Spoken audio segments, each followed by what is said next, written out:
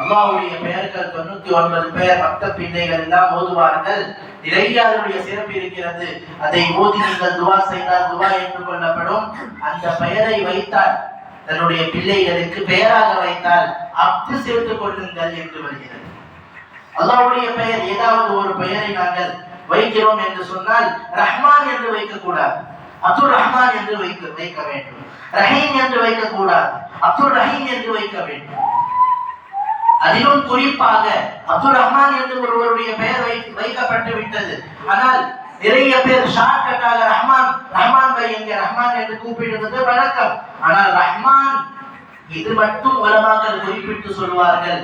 மனிதர்கள் படைப்பினர்களுக்கு யாருக்குமே உபயோகப்பட அது இஸ்திஅமால் ஆகாத ஒரு ரஹ்மான். ரஹீம் பெருமானாருக்கும் ரஹீம் என்று குர்ஆனில் அல்லாஹ் சொல்லியிருக்கிறார்.